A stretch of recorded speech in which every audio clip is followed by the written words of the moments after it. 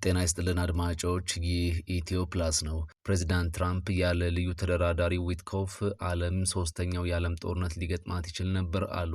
ኢራን ሻሂድ 136 እና አባቢል 2 የተሰኙትን ጨምሮ በሺዎች የሚቆጠሩ እስራኤልንና መላው ዓለምን የሚያስጨንቁ ድሮኖችን በማምረት ላይ ትገኛለች። እስካሁን ስለ ኢራን ድሮኖች የምናውቀውን አስገራሚ እውነታም በቆይታችን እንነግራችኋለን። ከእስራኤል እስር የተፈቱ በርካታ ፍልስጤማውያን ወደ ሀገራቸው ከመመለስ ይልቅ ወደ ሶስተኛ ሀገራት እንዲሰደዱ እየተደረገ ነው ተባለን። ጉዳዮቹን በዝርዝር እናስደምጣችኋለን። አብራችሁን ጥቂት ደቂቃዎችን ትቆዩ ዘንድ እንጋብዛችኋለን።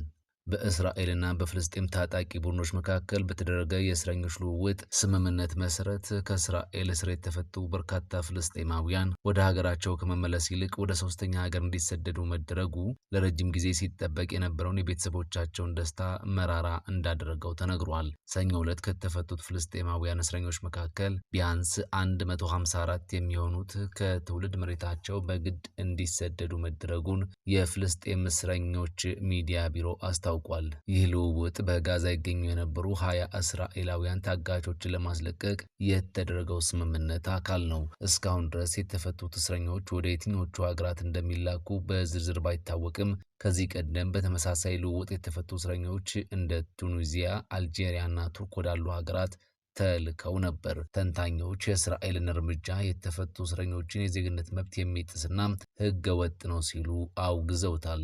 በዶሃ የድህረ ምረቃ ጥናት ተቋም የመንግስት ፖሊሲ ፕሮፌሰር የሆኑት ታመር ቃርሙት ድርጊቱ ሕገ ወጥ መሆኑ ምንም ጥርጥር የለውም ብለዋል። እነዚህ የፍልስጤም ዜጎች ናቸው፣ ሌላ ዜግነት የላቸውም። ከትንሽ እስር ቤት ወጥተው ከማህበረሰባቸው ርቀው ወደሚኖሩበት ትልቅ እስር ቤት እየተላኩ ነው። ይህም ኢሰብአዊ ነው ሲሉ አክለዋል። በዌስት ባንክ ራማላህ ከተማ የሚገኙት የፍልስጤማዊው እስረኛ መሐሙድ ኢምራን ቤተሰቦች ልጃቸው ከሚሰደዱት መካከል መሆኑን ሲሰሙ ከፍተኛ ድንጋጤ እንደገጠማቸው ለአልጀዚራ ተናግረዋል። የመሐሙድ ወንድም ራይድ ኢምራን ከዚህ ቀደም አንድ የእስራኤል የደህንነት መኮንን ደውሎ ወንድሙ ወደ ቤቱ እንደሚለቀቅ አረጋግጦላቸው እንደነበር ገልጿል። ነገር ግን ሰኞ ዕለት ታስሮ የዕድሜ ልክ እስራት የተፈረደበት መሐሙድ እንደሚሰደድ ሲሰሙ ተስፋቸው ጨልሟል። የዛሬው ዜና አስደንጋጭ ነው፣ ግን አሁንም ተስፋ አለን። በሆነ መንገድ ልናየው እንችል ይሆናል ብሏል ወንድሙ።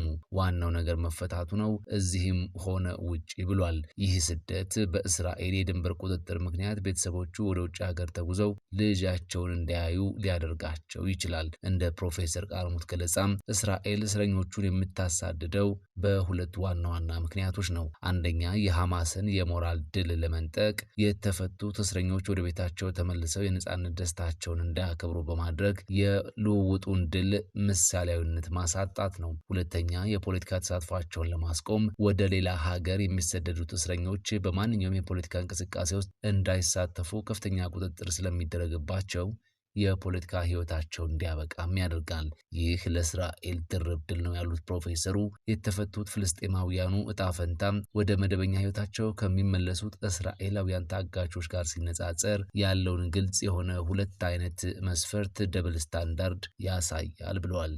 በመካከለኛው ምስራቅ የሽብርና የሞት ዘመን አብቅቷል፣ ቀጠናውም አዲስና ታሪካዊ ዘመን እያየ ነው ሲሉ የአሜሪካው ፕሬዝዳንት ትራምፕ ተናገሩ። ያለ ልዩ ተደራዳሪው ዊትኮፍ ዓለም ሶስተኛ የዓለም ጦርነት ሊገጥማት ይችል ነበር ሲሉ ትላንት በእስራኤል ፓርላማ አቅርበው ንግግር አድርገዋል። ዊትኮፍ ሞስኮን ከጎበኙ በኋላ ከፑቲን ጋር ብዙ አስደሳች ነገሮችን እንደተወያዩም ሪፖርት አድርገዋል። በመካከለኛው ምስራቅ ሰላም ከማምጣት የዩክሬንን ግጭት መፍታት ቀላል ነው፣ ራሳቸውን ተፈጥሯዊ ሰላም ፈጣሪ ሲሉ በመግለጽ ጦርነቶችን በማስቆም እንደሚሳካላቸውም ፕሬዚዳንት ትራምፕ አንስተዋል። አሜሪካ ጦርነቶችን ለመጀመር ፍላጎት የላትም፣ ነገር ግን አስፈላጊ ከሆነ ማንም አሸንፎ በማያውቀው ልክ ታሸንፋለች ብለዋል። የጋዛ ግጭት መቆም የፍልስጤማውያኑን የረጅም ጊዜ ቅዠት እንዲያበቃ አድርጓል።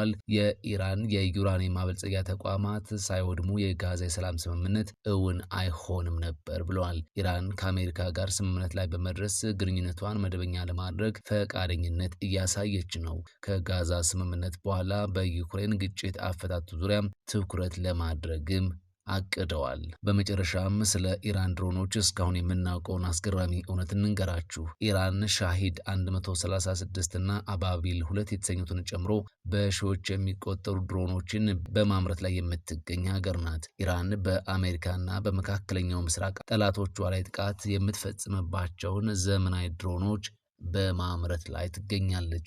ቴህራን ሻሂድና አባቤል የተሰኙትን ጨምሮ በሺዎች የሚቆጠሩ አዳዲስና እጅግ ዘመናዊ ድሮኖችን መታጠቋም ይነገራል። ኢራን ሰው አልባ አነስተኛ አውሮፕላኖቹን ከየመን እስከ ሶሪያም ከኢራቅ እስከ ሊባኖስ ለምታስታጥቃቸው ኃይሎች መላኳንም በተለያዩ ጊዜ የሚወጡ መረጃዎች ያመላክታሉ። የቴህራን ድሮኖች ውጤታማነት በየጊዜው የተሻሻለ መሄድ እስራኤልን ጨምሮ በቀጠናው ለሚገዳደሯት ኃይሎች ስጋትን መፍጠሩ አልቀረም። የኢራን ዋና ዋና ድሮኖች አሁን የትኞቹ እንደሆኑ ቀጥለን እንመልከት። የመጀመሪያው ሻሂድ 136 ሲሆን ይፋ የተደረገውም በ2021 ነው። እስከ 2500 ኪሎ ሜትር መጓዝ ይችላል። እስራኤልን መምታት ይችላል ማለት ነው። በሰዓት 185 ኪሎ ሜትር የመጓዝ አቅም እንዳለውም ይነገራል። 50 ኪሎ ግራም የሚመዝን ፈንጂ መሸከምም ይችላል። ቀጥለን ደግሞ አባቢል 2ን እናገኛለን። ለቅኝት ስለላና ጥቃት የሚውል ነው። በአየር ላይ ለአንድ ሰዓት ከ50 ደቂቃ ያክል መቆየትም ይችላል። እስከ 900 ኪሎ ሜትር በመጓዝ 770 ስኩዌር ኪሎ ሜትር የሚሸፍን ቦታን ይቃኛል። ከጀልባዎች ላይ ሊተኮስም ይችላል። ከ2022 ጀምሮ በታጂኪስታን እየተመረተም ይገኛል። አባቢል 1 ከ1980 እስከ 1988 በተካሄደው የኢራንና ኢራቅ ጦርነት ጥቅም ላይ እንደዋለም ይታመናል። ሲሞርግ ወይም ሻሂድ 171 የተባለውን አሁን እንመልከት። በ2017 ነው የተዋወቀው። ዲዛይኑ በ2011 በኢራን አየር ክልል ከገባው የአሜሪካው አርኪው 170 የተወሰደ ነው። በ4400 ኪሎ ሜትር ርቀት ጥቃት ማድረስም ይችላል። ከፍተኛ ፍጥነቱ በሰዓት 460 ኪሎ ሜትር ነው። 100 ኪሎ ግራም የሚመዝኑ ቦምቦችንም ይሸከማል። በ36000 ጫማ ከፍታም ለ10 ሰዓታት ያለማቋረጥ መጓዝን ይችላል። አራሽን እናገኛለን። አራሽ በ2019 ነው የተዋወቀው። መጓዝ የሚችለው ርቀት 2000 ኪሎ ሜትር ሲሆን አየር ላይ መቆየት የሚችለው 8 ሰዓት ከ50 ደቂቃ ነው። መሸከም የሚችለው ፈንጂ ክብደት 30 ኪሎ ግራም ነው። በባህር ውስጥ ጥቃት ፈጽሞ ወደ መጣበት ይመለሳል። ቀጥለን ስንመለከት ደግሞ ፎትሮስን እናገኛለን። ይፋ የተደረገው በ2013 ነው። በ25000 ጫማ ከፍታ ለ30 ሰዓታት ያለማቋረጥ መጓዝ ይችላል። ከቁጥጥር ክፍል እስከ 2000 ኪሎ ሜትር ተጉዞ ኢላማ መምታት ይችላል። በሰዓት 250 ኪሎ ሜትር ይጓዛል። 4 ሚሳኤሎችና ቦምቦችን የመጫን አቅምም አለው። መሃጂር 6ን እናገኛለን። በመጋቢት 2017 ነበር የተዋወቀው። በሐምሌ 2019 ለመጀመሪያ ጊዜ ጥቅም ላይ ውሏል። ጥቃት ሊያደርስበት የሚችለው ርቀት 2000 ኪሎ ሜትር እንደሆነ ይነገርለታል። ፍጥነቱም ስንመለከት ደግሞ በሰዓት 200 ኪሎ ሜትር መጓዝ ይችላል። ለ12 ሰዓታት በ18000 ጫማ ከፍታም ያለ ማቋረጥ መብረርም ይችላል። ከ100 እስከ 150 ኪሎ ግራም የሚመዝኑ የጦር መሳሪያዎችን መሸከምም ይችላል። አድማጮች ለሰዓቱ ያዘጋጀናቸው መረጃዎቻችን በዚሁ ተጠናቋል። ኢትዮ ፕላስን ሰብስክራይብ፣ ቪዲዮዎቹን ደግሞ ላይክ እና ሼር እያደረጋችሁ ስለምትደግፉን ከልብ እናመሰግናለን።